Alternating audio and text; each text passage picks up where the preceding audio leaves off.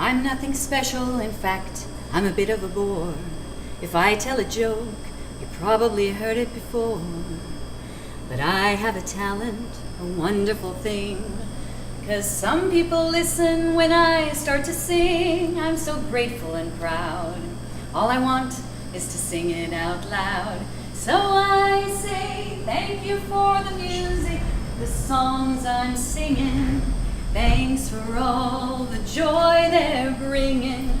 Who can live without it, I ask in all honesty? What would life be without a song or dance? What are we? So I say thank you for the music, for giving it to me. Welcome everybody to this week's Sunday Sessions. I'm Gina, and as you can probably guess, I'm very grateful for music and cheese. And I'm so happy and grateful that you're all with us today. Before we begin and before Rob joins us, I'm going to take you a little tour of the Del Mar shop because some of you maybe have never been here before and it's very different from Mission Hills. So this, as you can see, is kind of behind the scenes. This is where we cut the cheese, ha ha ha, make the trays, just do all the magic that tries to make the cheese look beautiful, taste great, which it does naturally, and all that jazz. But come on, step outside here and I'll take you on a tour of the front end. Give you a little taste of what Del Mar is all about. So this shop, as you can already probably see from behind me, is a lot bigger than some of the others. So we've got a lot more kind of fun accoutrements to go with cheese and from all over the world. I'm a super fan of trying to bring in all the best things from all over the world, along with all the best cheese from all over the world. So you're gonna see we've got chocolates and pestos and capers and French things and Spanish things, and of course San Diego things, and lots of chocolate things. Oh, sorry. Oh, that's okay. It's all the things that we're super grateful for. And Rob just went really fast, so hope you are not sick. That's like the Blair Witch Project of cameras. So hang in there.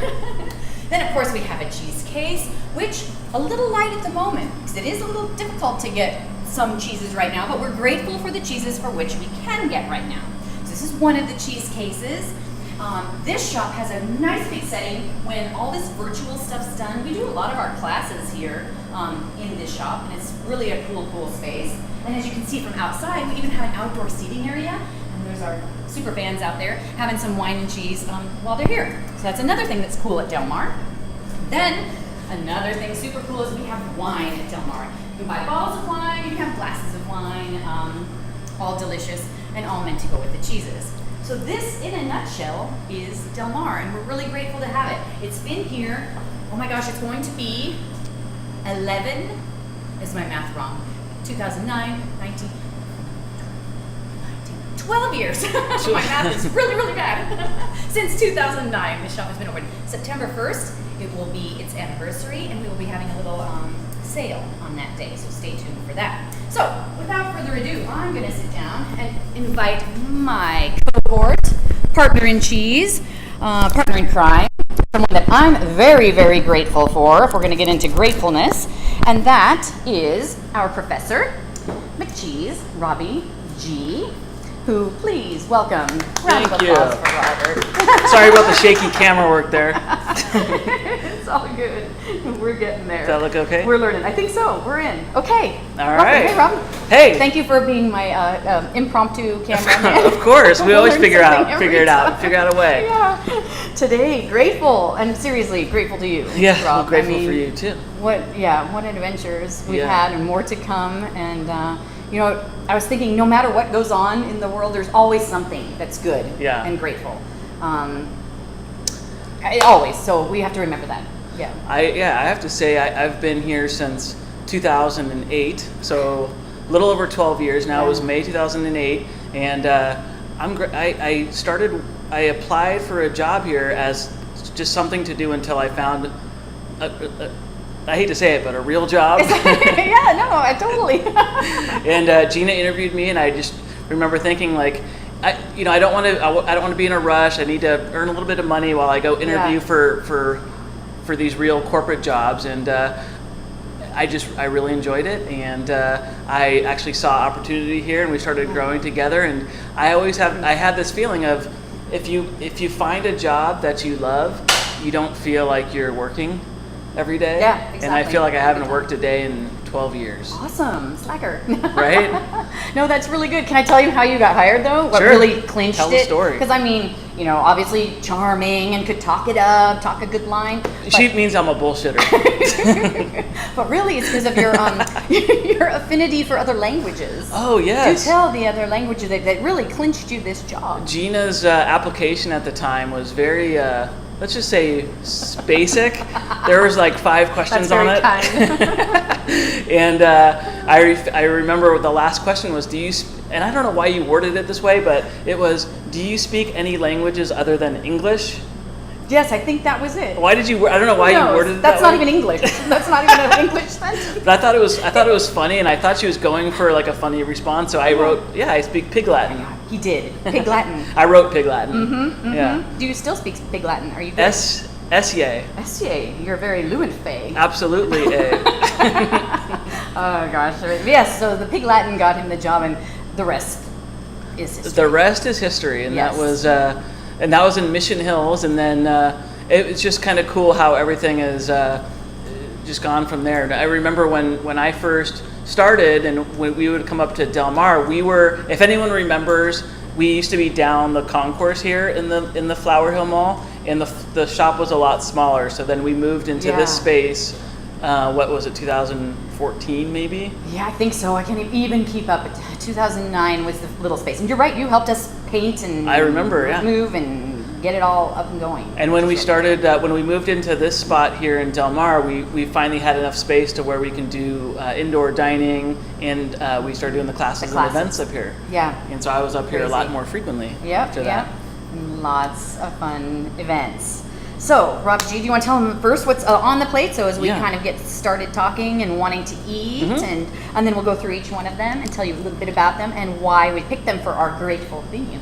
Yeah, so gratitude was our topic, and so we had to think of how do we tie cheese into gratitude, other than, of course, we're thankful for such delicious food such as cheese, and to be able to eat it and be around it every day. But to give you the rundown of what is on the plate, to start, and I'll also say them in the order that I think we should taste them. The first one we're going to taste is going to be the St. Stephen. Ooh, creamy dreamy is what I like to call it. Creamy dreamy. That's going to be the triple cream Brie, so it should be obvious which one that is. The second one, I'm going to say the Comte. I think so too. Comte Saint Antoine. Saint Antoine. So St. Stephen, Saint Antoine. Anyone noticing anything? Any theme? That's the Comte. The sticks. The sticks. The third one we're going to do is this softie with that pinkish rind on it, and that's the Oma. Oma, a German word for grandma. Yeah. So you get maybe the tie in there. And then the fourth cheese on the plate is this blue, which again should be obvious. They're all very different. The blue cheese is the Saint Agur. Saint Agur. Rob. Saint Stephen, Saint Antoine, and Saint Agur. And Oma. Because Omas are saintly. Yeah. Yes, me. Yeah. Oh, and then the cranberry is heirloom cranberry. It's an heirloom cranberry jam. Yes. And so we thought heirloom could tie into Oma. Are we stretching? I don't think we're stretching. We're stretching a little bit. But there are family heirlooms, and those are the things that you're grateful for, right? Yeah. Mine is my dad, who's no longer with us, used to play accordion. That's definitely where the music came from. So he would bust out these accordions, and then he's from Russia, so he had a balalaika. And so my sister got the balalaika and I got the accordion. It came all the way from Russia, and it's so awesome, and I'm super grateful to have that. I cannot play it a stitch. It's hilarious if I even try. But yeah, so you got to have an heirloom in your family, or it's funny, I'm not a stuff person. We have a lot of stuff in our house. One thing that I have in my house now that my dad gave to me a few years ago was an old chess set, because he knew I like to play chess. So I have an old chess set of my dad's, and it's just kind of out, and I'm not even playing chess these days, but it means a lot just to have something. Yeah, exactly. Just something that's memorable and such. Yeah. And then the last but not least, the meat on there. Yeah, the meat is called Bresaola, and it's a cured beef. This is a big stick of it right here, but it's nice and dark. It's unique in that most cured meats are either 100% pork or have some pork, and then this is no pork whatsoever. It is 100% beef, so it's darker. To me, it has kind of like a sweetness, almost cherry-like Super good. flavor. Yeah, and very lean. Very it's lean. Very lean and meat. But why did we pick this, Rob? Because we're grateful for cows. Because not only do they make milk, but they also make beef. Right? Good point. So that was the tie-in for the whole gratefulness theme. So enough of the gratefulness. But anyways, for those of you first time, if you have a YouTube account, feel free to ask questions because I'm going to be on the little chat line here and try to answer them as we go.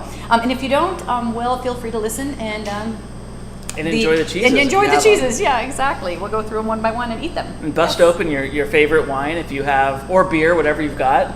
Or coffee. Coffee. We're amped on coffee today. Yeah. Cheers. Yeah. But yeah, so what else do we have? Accoutrements. There's olives. There is Marcona almonds, apricots, little rosemary. We always put rosemary on them. You know why? And we have to remember that the rosemary tastes good to eat it, not just to look at. Yeah. Everything it tastes good with. You know what's going to good with that? Cranberry. Oh. Yum.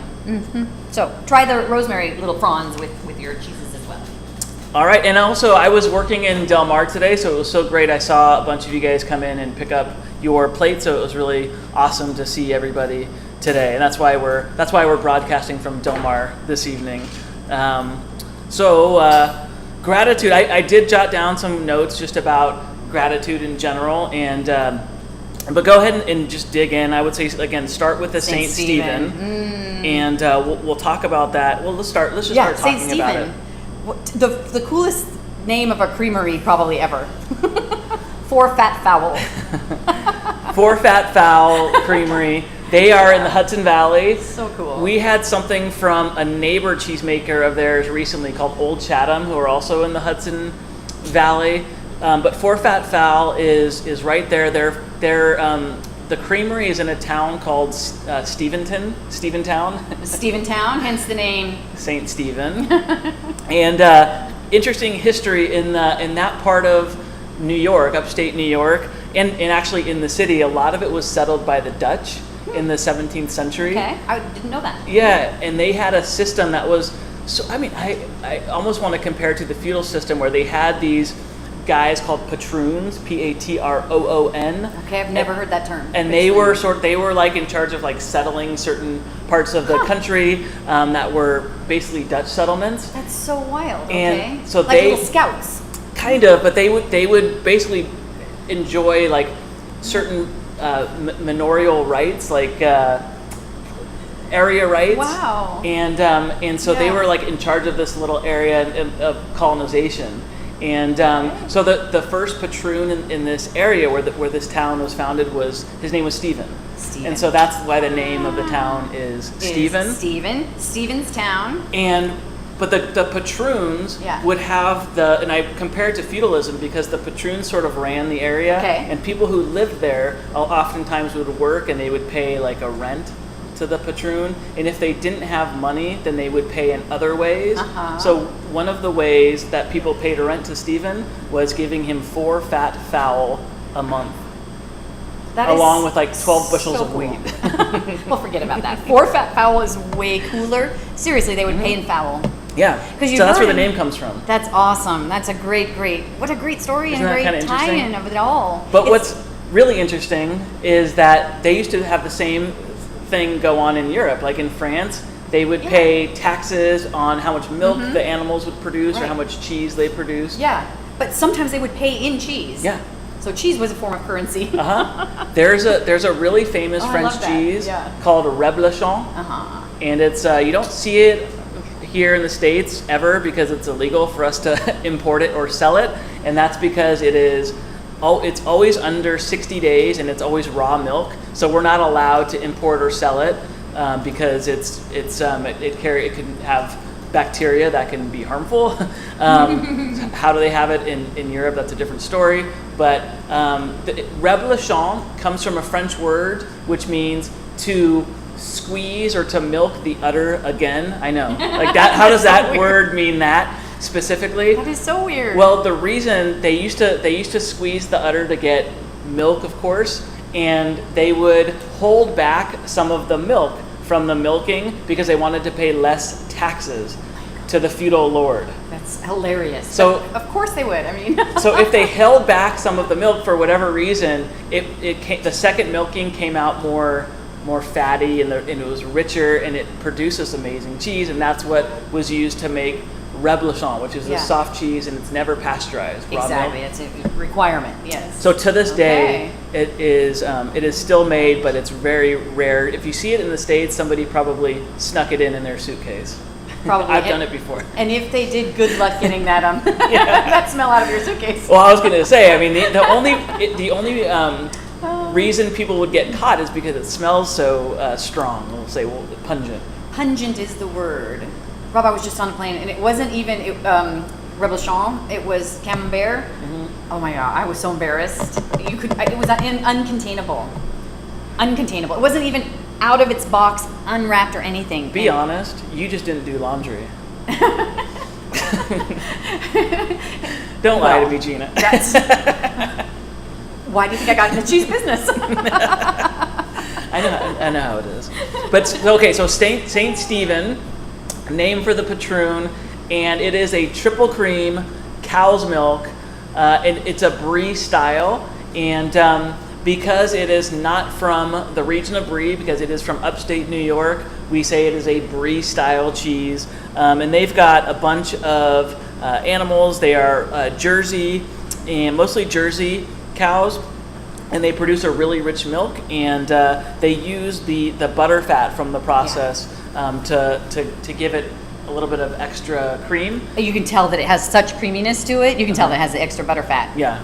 Butter and fat are two excellent words in cheese, by the way. The more do not run away from those. The higher percentage of butter fat gets it into being it goes from a double cream to a triple cream. Mm-hmm. So this is over 75% butter fat, which makes it a triple cream and makes it freaking delicious. Makes it very delicious. Delicious. The rind is edible too. Yeah, really so good. We have Kristen Evans loves it. Hey, Kay Evans. Okay. Try it with the cranberry, everybody. You're gonna try it all with the cranberry, but really, for sure, that's going to be delicious. I could see blending those two together, like whipping them together would be like the best spread ever. So salty, creamy, so anything tart, sweet with that is going to be, oh yeah, it is a little sour too. A little bit, yeah. But all together with the creamy, dreamy, triple creamy, good stuff. So I wanted to go back to our theme and why we picked the Saint cheeses. And some of you may, you may notice that a lot of cheeses get named for saints.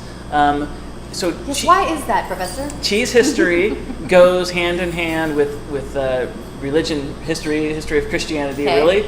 And of course, we know the Romans were all over Europe and in other parts of the world, Northern Africa, empire building in the first couple centuries after Christ. And the empire started crumbling around 300-400 AD. And so that's what we call the early Middle Ages, is kind of after the fall of the Roman Empire. But around that time, there was a guy born, actually he was born in 480, and his name was Benedict. I think he went by Benny. No, he was Benedict of Nursia is his name, Nursia. Okay. And Nursia is a town, place in Umbria, which is a region in Italy that we talked about actually when we talked about truffles on the last episode. Truffleville. Yeah, but he went on to kind of become one of the most famous and influential monks in history. And he was an ascetic, and so the first part of his life he lived he lived in a monastery, and he was more of like a traditional ascetic, which at that time meant he kind of gave up anything fancy or he lived a very simple unnecessary life. But it was also like almost like self-punishing the life they lived. Like fun was not okay, and they did nothing but chant and pray and ate bread and water. And he said, that is no fun. Yeah, and he kind of said, well, I think I'm gonna change things up a bit and take a more moderate and common sense approach. And he started his own monastery. And it's later became known as a Benedictine monk style. How history ties into everything. Yes, right, yeah. And their whole the idea was to do it yourself, to live a life of public service, but to also be very active. And he has a quote, and his quote is, "Idleness is an enemy of the soul. Because this is so, the brethren ought to be occupied at specific times in manual labor, and at other fixed hours in holy reading." And so what he basically was saying was, hang out, be productive, make cheese, make beer, make wine, have a garden. Right, create something. Create. They also, so of course they read a lot, but they also would transcribe old books. This is before, of course, the printing press, and so they preserved a lot of the ancient texts by just rewriting them. I would have been really bad at that job because I have terrible handwriting. I'll do the writing. But so that he's the guy when you hear Benedictine monks, that's who it was named for. So he was kind of the first saint. Yeah, Saint Benedict. Saint, yeah. But it's all the saintly things, doing things, having a purpose, helping, learning. Yeah. Exactly. And so cheeses, a lot of cheeses were made in monasteries in the Middle Ages, and monasteries were places to gather. A lot of times pilgrims would travel around in Northern Europe, and if they needed a place to stay for the night, the monasteries would take them in. So they were all about hospitality, and if you are looking to be hospitable, what better approach than to serve people good food and drink, and so a lot of the cheeses that we know today, or at least a form of them, were served to pilgrims and people who stayed and studied at these monasteries. That's so cool. And still to this day, that continues. Yeah. And so a lot of them were named after saints. Saint Nectaire. We have 3 saint cheeses here. Yeah. But other ones that I know a lot of you have heard of, I should mention that aren't named after saints, started in monasteries. Epoisse is one. It started at a monastery in Burgundy. Limburger. Oh, Limburger. Is a famous. Sometimes they're called Trappist or monastery cheeses. Chimay, isn't that? Chimay is still made at the monastery in Belgium, where they also make beer. There's a theme in all of those. They're all washed rinds. They're all what they have in common. This style of cheese is that they're sort of semi-soft, cow's milk, and washed rind. And washed rind is another term for stinky. Those are your red pinky cheeses. Yeah, like that one that has the pinkish color on it. That's how you can tell a washed rind for sure, is when you see that pinkish color and it has that aroma to it. This is called Grayson. It's from Virginia.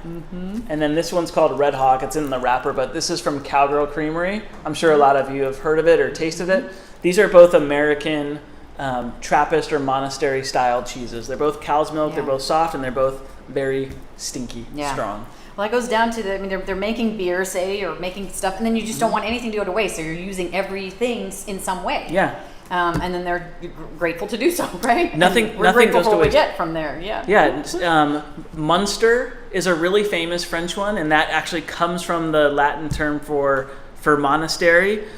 Some of them were made for a long time, and then they got kind of passed on to factory production, so the quality went way down.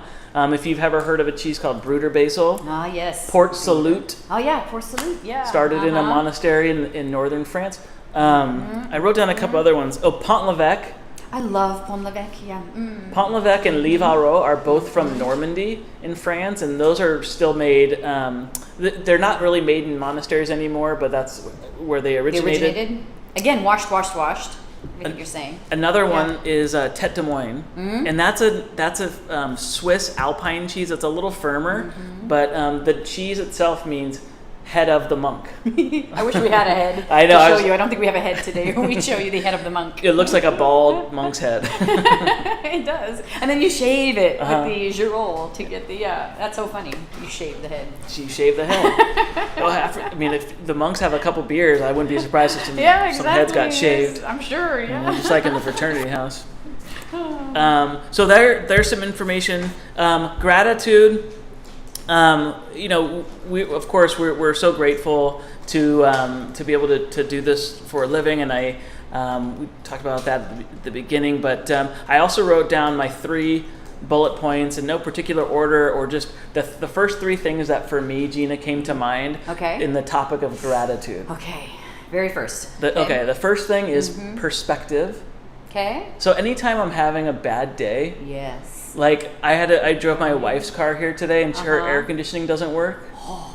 And I'm like, you just want to scream. I'm like, so and then I pause. Yeah. And I go, we have a car. I have a job. Yeah. We live in San Diego. Roll down I sell windows. cheese for a living. Yes. Like, it's perspective. I get to wear jeans, and I like my coworkers, and I know I'm giving you a shout out. Most. But perspective is a good tool when it comes to gratitude. The second thing I wrote down is prayer and meditation. So this has nothing to do with religion actually, but it has everything to do with whatever it is to kind of get you present and centered. And if you're what I do if I just need to take a moment is and I don't know how to pray, or I don't know I can't get in the mindset to meditate. I will just sit there and I'll just say thank you, just over and over again. Thank you, thank you, thank you, thank you. And just the feeling of gratitude is good to just pause and recognize on a daily basis. If I can, I should. I don't always, but it's good to try to do. And what Carol brings up, it can change your focus. Yeah. You could be focusing on something that's just awful, making you crazy. But by doing that, whatever that is, it can take the focus. An example of perspective is, there's a pandemic. This sucks. We can't leave our house. We have to shut the stores down during the week. Yeah. But we figured out how to do other things. We figured out how to do more deliveries. We figured out how to do virtual tastings. Yes. We figured out, we learned all these other great new things. Yes, exactly. I like you close a door, a window, a window closes, a door opens. It's just kind of that too, but it is all in perspective. If you look for something, seek and you shall find. You would go through all these, like you said, the metaphors, but it's kind of true, right? The third, it was perspective, prayer, meditation, and then the third thing I wrote was giving back. Now, I have this feeling of sometimes I just don't want to bother. Like I'm just leave me alone. I'm tired.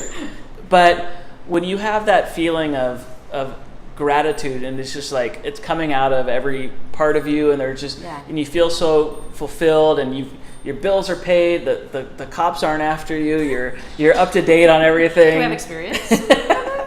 I'm just saying. I just heard. No, but it's true. When everything is good to go, and you have enough. I'm not talking about excess, but just enough. You're comfortable. At that point, it's like now what? Yeah. And that's where it's great to give, and whether that is giving like time to somebody. If some people like to give to charity, give time, give a smile. Did you see that movie About Time, where they could go back in time and redo the day? What's it called? About Time. Oh no, it's called About Time. Very super cute, but it's about just smiling at somebody or saying, "Hey, those are awesome looking shoes," or and it cost you nothing, but you just gave them. They might be having the shittiest day ever, but you said those words, and suddenly their day is good, and you just gave something, and that's contagious. That's super contagious when you give. Yeah, you're exactly right. I agree, and I have this part of what I love about work is that just so today being in the shop, I must have seen 7 or 8 people who told me that they did a class or an event or something with us over the last 10 years. God, and crazy. You taught me this, or you said that one time, and can I get this and cheap? That's stuck. Well, and so I have it's not because it's a job, that's one thing, but I actually do it because I like it. I really enjoy sharing that information when I'm presenting to groups, and that's something that I really found after a couple of years of being here, and I had no idea that it was going to be so important. And make you feel life. good. It makes me be grateful. Yeah. Well, do you know who really benefits? Like people who come to presentations. Students are a lot of times very grateful, but what they don't realize is the teacher is getting more out of it than the student. Yeah, that's so true. Yeah. Funny how that works, right? It is funny how that works. You got to try the four fat fowl, the St. Stephen with the cranberry. And I think I'm with you with all of those things, Rob. I'm just so grateful that we can do this, that you all have tuned in, and that we can still sell cheese and share that just wonderful world of cheese. I'm so grateful for that. I don't care if we only had 5 of them that we could get right now. Those 5 would be fabulous. I don't know. I'm grateful that things do change and that there's excitement and adventure and possibilities always. One of my favorite people on the planet is Sir Richard Branson, right? And he's like, situations like this show that, there opportunities are everywhere. And one of his lines is, opportunities are like buses. There's another one coming every minute. And I'm grateful for that. Grateful for the team, the other people's ideas. That's always so fun for me. And I just think that's what makes life worth living, that interaction, that sharing, that participating. It goes back to the purpose, not being idle. It's just trying things and doing things, eating things, exploring things. Yeah. That's just, I don't know. Just grateful for all that. Yeah. Yeah. Interesting. But all those 3, yeah. Today's Sunday, and I remember when I first started working, like my first job after college, I remember how bummed out I used to be on Sundays. Sundays were Dreading Mondays. the worst, thinking Yes. about having to go back, and Yeah. then Monday morning was like, oh, I can't wait till Friday afternoon. Yes, that whistle, 5 o'clock whistle. And it's like, I'm grateful that I don't live that way anymore. Now you're just 24/7 thinking cheese. It's just party 24/7. Yeah, that's so crazy. But you can make your own gratefulness. Right. It's not like it doesn't matter how much money you have. You don't need a lot of money. You don't need any money to be grateful. No. It doesn't matter. So many things don't matter. It's all entirely up to you. Yeah. Right? When I think about perspective, I mentioned San Diego, and I do feel like this is it's my favorite city. In the world, Yeah. and we wake up every day. I do something I live that here. I really love. Yeah, we get to live here, and it's like we can go on and on and on. Exactly. We should get to the next cheese because everybody's probably pretty hungry. So next one is going to be the Comte. So the St. Stephen triple cream. I don't know. We kind of said what we wanted to say about that. Comte looks like Comte on your sheet, Comte, but it's Comte is how that's pronounced. Comte. So there's a couple things with the names and being named after saints. That a lot of times cheese makers or monks, they would make some amazing creation, and so they wanted to name it after a saint. But also a lot of cheeses get named after places, and the reason cheeses are named after places is because because you are what you eat. So whatever the vegetation of that place is, the animals will eat whatever grows in the area, and then that comes through in the milk and the cheese, and you're tasting that place. Now, a lot of towns or villages are also named after saints. So a cheese could be named after a town that's named after a saint. Oh. Is this the case? This is a with place. Saint Antoine. Yeah. Yes, because there are many Comtes out there. We've had so many. Pascal Bévert. Oh my gosh, I can't even think of the other. Saint Martin, I can pronounce that one quite right. But there's lots of versions of Comte. But they're all Alpine. Oh my God, that one's really bright. I mean, that one's like making me pucker a little. Oh yeah, right? Stronger. It's Let's have some age on it. Yeah, I love it. This is from Marcel Petit. Marcel Petit. He's French. Can you guess? Oui. He's a famous affineur. So he has some aging cave, or it's some place where he's aging cheeses in Saint Antoine. In Saint Antoine, and you guys, the wheels of these, so cool to see. They're between 80 and 90 pound wheels, each of them. And then you see these rooms stacked with them, and the care that's taken, because they get turned and brushed. What you see, you can eat the rind on this, everybody. It's kind of brown. It looks woody. Looks almost like, I don't know, tree bark or something, but it is edible. It's not the tastiest part of the cheese, but you can eat it. It's just natural. It gets brushed and everything to create this barrier to protect what's inside the cheese, but all 100% natural, and it's super good. This was a 30-month, Yeah, it's really, so this comes from a region in France called Franche-Comté. And as Gina said, there's lots of different producers, but they all come from the same region, and they have to, and that's as defined by the AOC, which is that French regulatory system that we always talk about. AOC stands for Academy of Cheese in San Diego. If you didn't know, Venissimo is Academy of Cheese. But in France, it's Appellation d'Origine Contrôlée. And French Comté, the region, the name means free county, because this was a part of France that was actually free of feudalism. It's just north, and I'm glad I talked about that earlier. So south of Franche-Comté is a region called the Rhone Alps, and that's where Savoie is, and that's where Reblochon was made. Comes from, yeah. So this was a free county, and they weren't part of that feudal system. So they were free. Free.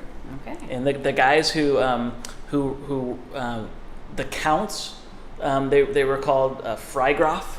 And that's where my last name means count. Graf. Graf is a count. Yeah. So I'm a count. Huh. I'm a Freitze. Freeze. Oh, you are? Freeze That's count. true. Yeah, weird. Okay. Interesting. Ah, interesting. Indeed. But yeah, the Comté, it could be a place, you could melt this, right? This is what I would do. I love to melt this in grilled cheese, mac and cheese, over Spätzle, something like that. But these are the melters. These are fondue. A lot of people use Comté in fondue. Yeah. Obviously, it's delicious on its own. I just had it with the apricot. They're both kind of tart, so I liked the tart with the tart. But really rich flavor. This is in the Gruyere family. It's just like Gruyere. So these are actually... Don't tell the Swiss, though.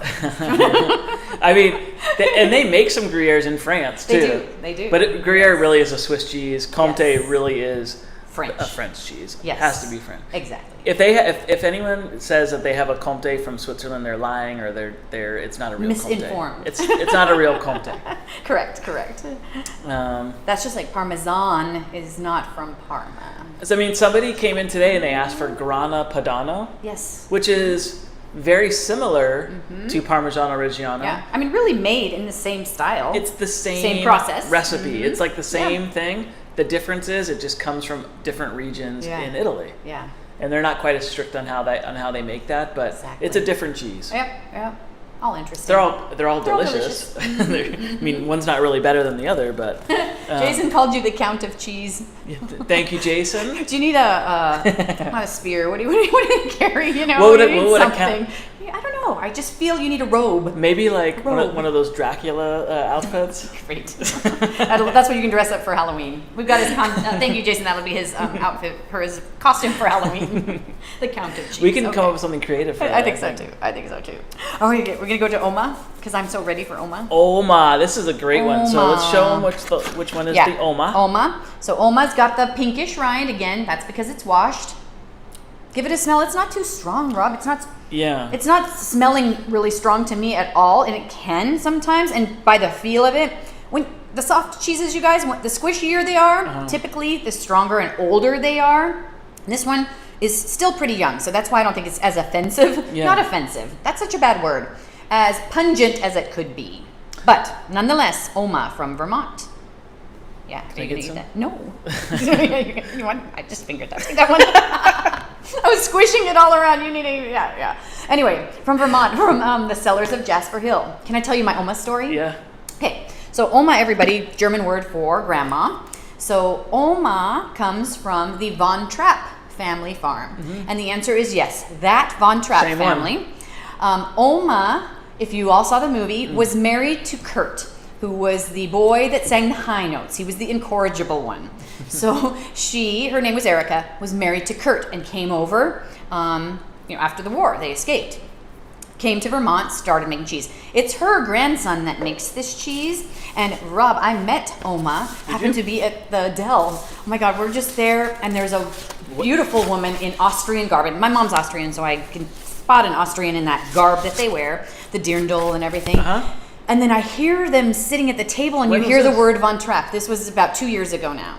I hear the word Von Trapp, and of course the ears go up. So very discreetly, I'm like, I just went over and I'm like, I'm sorry, are you guys the Von Trapps? And you're like, yes, but we don't like to know people, because once people know, it gets all crazy, blah, blah, blah, blah, blah. But I got to meet Oma. That's and amazing. At that point, Rob, she was 101 years old. Uh-huh. She looked great. It's probably all the good cheese she was still eating. alive? She just passed away. So Oma is no longer with us, but wow, what a legacy and what a story and what a cool thing, her grandson making these cheeses on the Von Trapp family farm in Vermont. Yeah, very cool. So we carry this in our shops.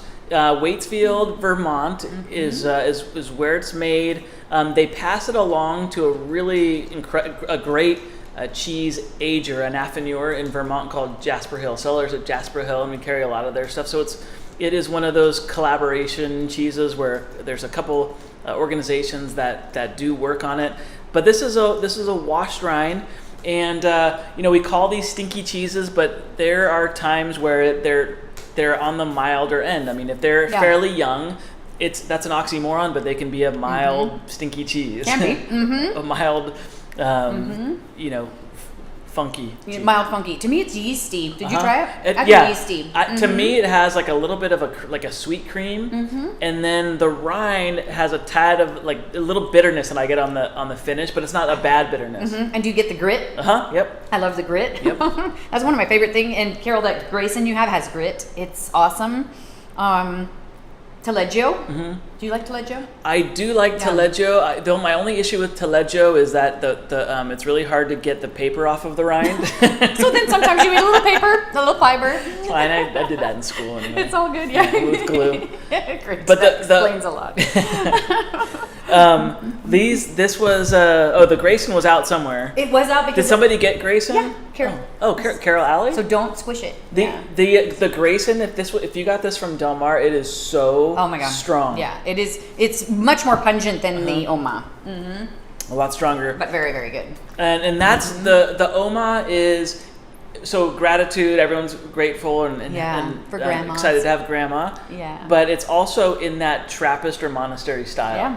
So that's totally in like the Epoisse or the Munster style, and they can be really mild, or they can get very strong. The longer they age, the riper they get, the stronger they're going to be. Yeah.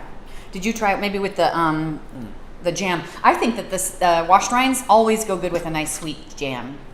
I think it's just that to offset the flavors.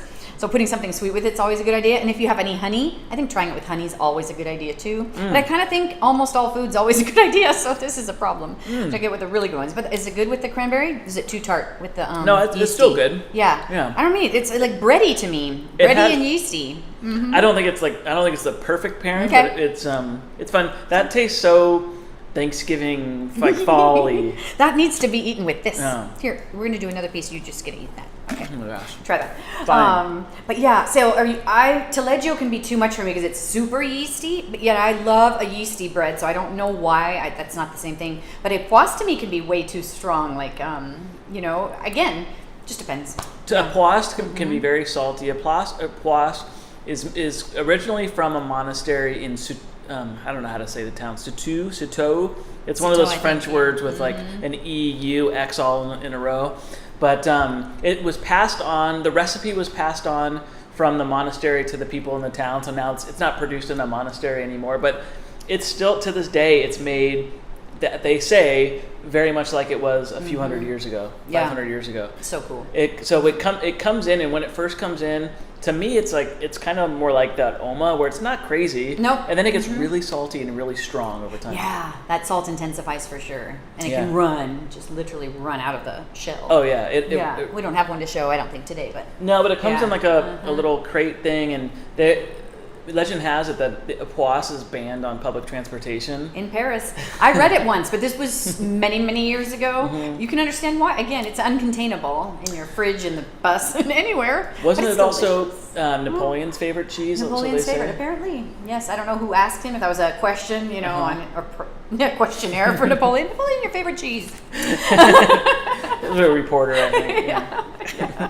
But we'll go with it. It was at a press conference. It was at a press conference, yeah. So the Oma. So we've got the St. Stephen, the Comte, Oma, and the next one is going to be the Saint Agur. Saint Agur, allow me. Yes. So Saint Agur, it goes without saying, it's the blue cheese, and you're going to know which one that is. I'm making a mess here. But this is a creamy, dreamy blue. It is our most popular blue in the shop, and it's probably because they add cream to this cheese to make it ultra creamy and rich, like almost spreadable. In fact, at room temperature, you could spread this on anything, right? Oh, yeah. But just a really rich blue, but it has earthiness to me too, Rob. Yeah. With the blue. This is maybe my favorite blue. It's a good starter blue, I think, but it is a double cream. Meaning extra cream added. Yeah, extra cream added, which is always a good thing. It's from Auvergne, which is a region in southern France, a region known for lots of great blue cheeses. Bleu d'Auvergne and Forme d'Ambert are two of the most well-known blues from the region. Those blues have been around for a couple thousand years, and those are both cow's milk, and they're based on Roquefort, which is from a neighboring region. Roquefort was always sheep's milk. One of the granddaddies, Yeah. But this guy, Saint Agur, is a newer cheese. It was first made in 1988. Oh my gosh, so that almost seems like a baby It's in a the cheese baby world, like a cheese. super baby. But it's a good baby. Double cream, Saint Agur. There is no saint named Agur. Okay, so why Saint Agur? Why? Well, marketing. Marketing! So the company that makes it sounded great, and Yeah. they wanted it to sound like all those classic Saint cheeses. No story there. No story, except it's total marketing. Jokes on Saint us. Agur. There's not even a town called Agur or nothing called Agur. That's so strange. But I'll tell you what is not strange. You guys try the Saint Agur with the apricot, and I'm not lying. One of my favorite things, a stuffed apricot, especially a fresh one. Core out the where the pit is and stuff it with the Saint Agur. It's so good. But this dried one, you got to try that. The apricot with it. Saint Agur was a cheese that Gina busted open in the intro too. Yes, exactly, with my handy cheese wire. And I also, Rob, had it last night in blue cheese olives with my martini. So good. That is a good blue. It's not as, sometimes, I think the taste buds change every day. Some days you're just more sensitive to flavors and everything. Some days not. But today, it's more creamy than strong. You're right, a great starter. I mean, we have kids that have come into the shop, they were this big, and I want to try blue cheese, and tried the Saint Agur and really loved it, and now it's loved it forever. And it's kind of in the middle. Like, I would say there are a lot of blue cheeses that are milder than this. I mean, your Gorgonzola Dolce, Cambozola is fairly similar in that it's a really creamy blue, but this is a lot of bluing in it, and it's like I said, it's really in the middle, but the creaminess makes it more of a crowd pleaser. And the other cheeses I mentioned that are from Auvergne, the Forme d'Ambert and the Bleu d'Auvergne, I highly recommend trying those as well. They're a little bit stronger, but they're both very creamy. Texture-wise, they're pretty similar to the Saint Agur.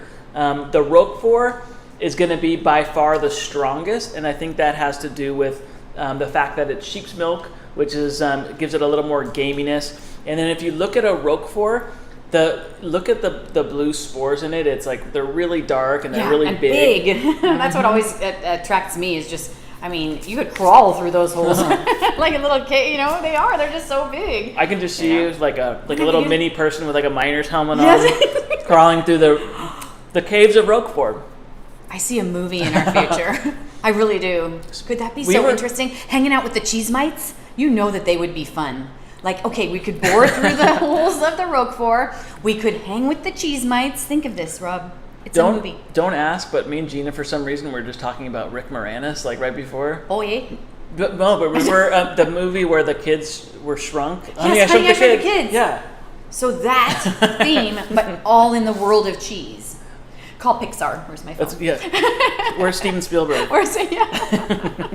I think there's something there. That could be such an educational adventure. Yeah. Honey, I Shrunk the Kids, and I'm in the cheese.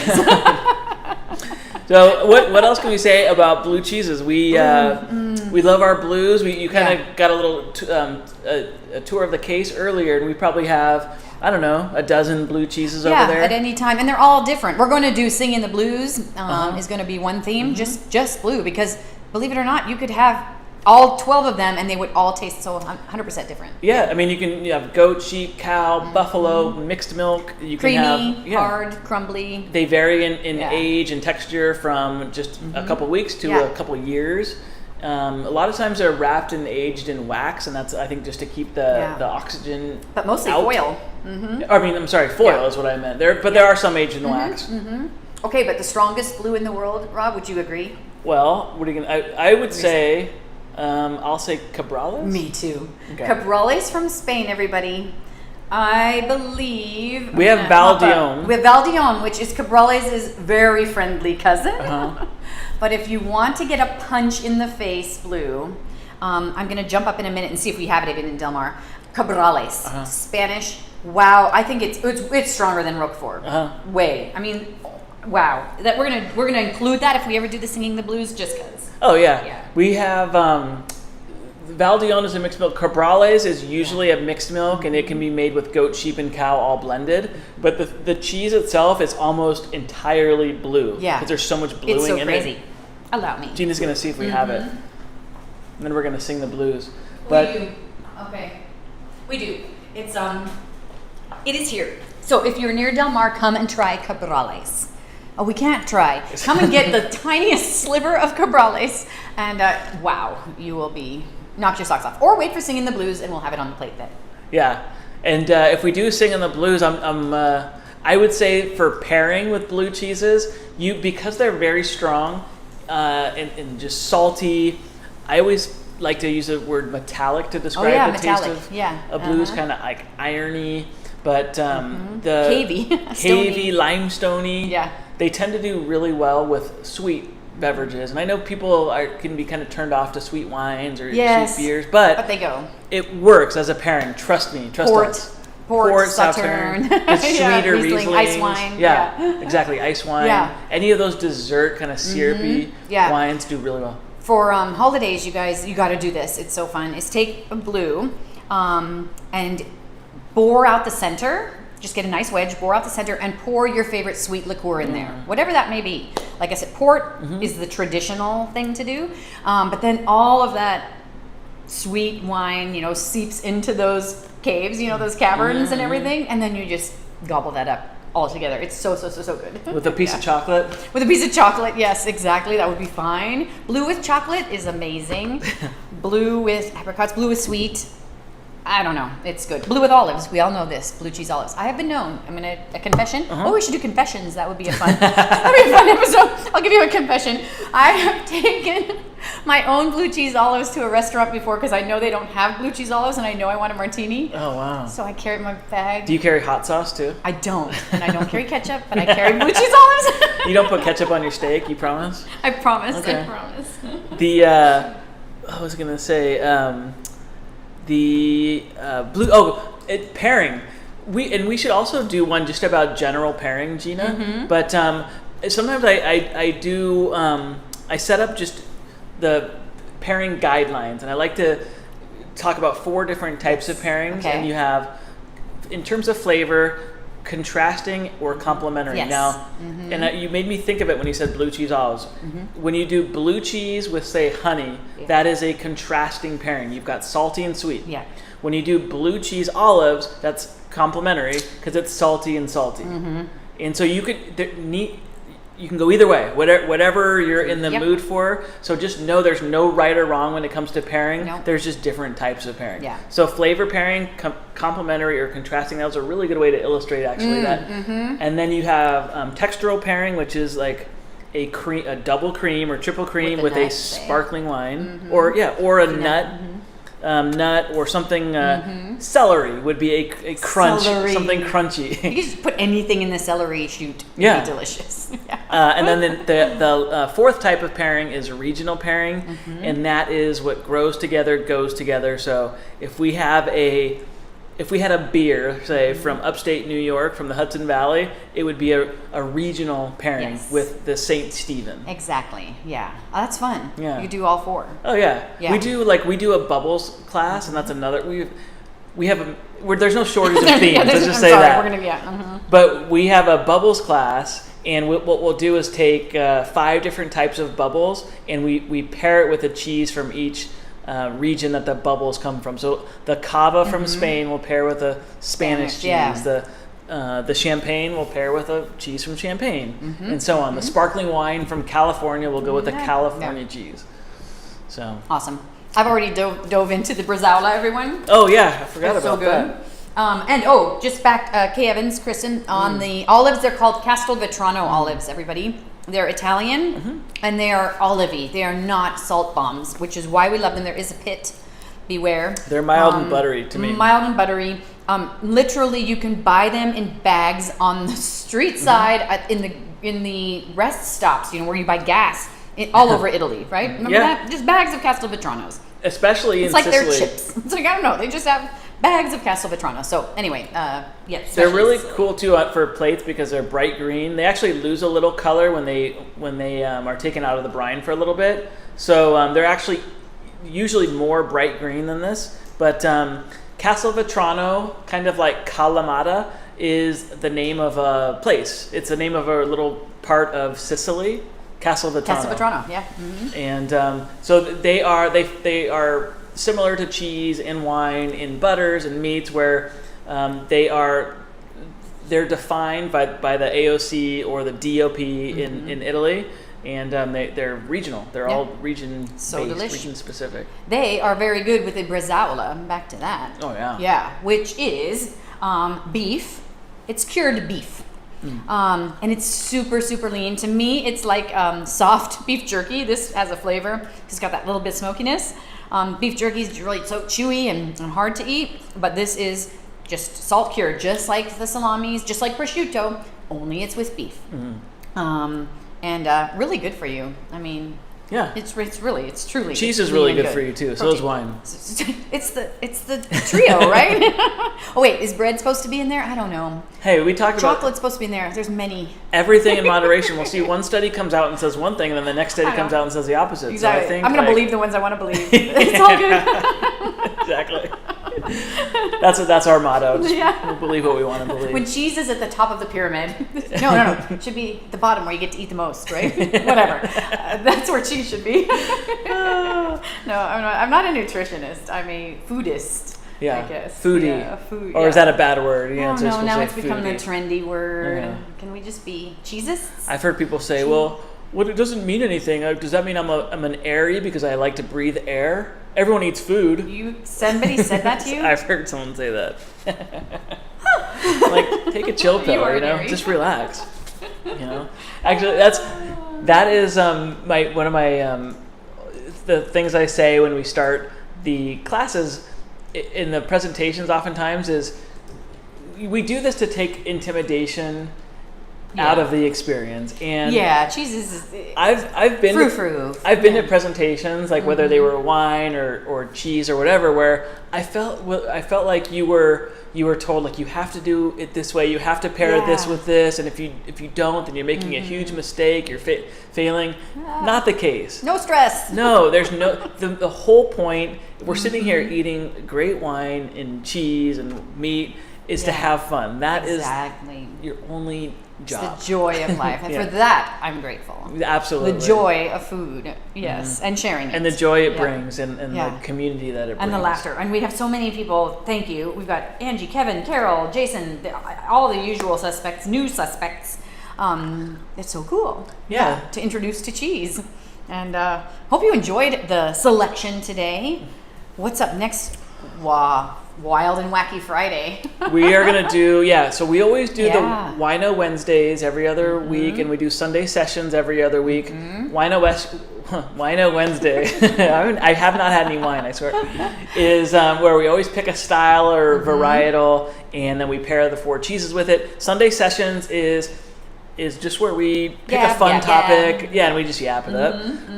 The wacky pairing, or what's it called? What are we calling Wacky and Wild? We're calling it Wacky and Wild and Negroni Night. So we're going to have just some wacky combinations that break all the rules that you would not think to pair together. And they blew our minds. We're not going to tell you because they'll blow your minds.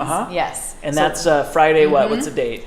This Friday, 21. Friday the 21st? Friday, I haven't drank either. Friday the 21st. Friday the 21st. And we're going to also make Negronis. It's a whole kit. So you get the little mixes and extra treats in there. Wacky things. Yeah, we're going to play around. This is going to just be crazy. When we do the Wacky and Wild pairings, we've done this before, not for a virtual, but we're using those same guidelines, those same ideas for complementary contrasting to come up with this stuff that you don't see in any textbooks. Yes, exactly. Yeah, this isn't in the standard pairings. Yeah, so we hope that you can join us.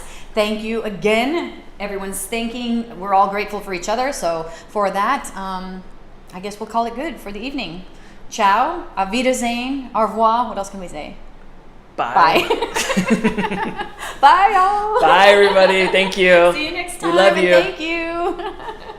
Take care. Mwah.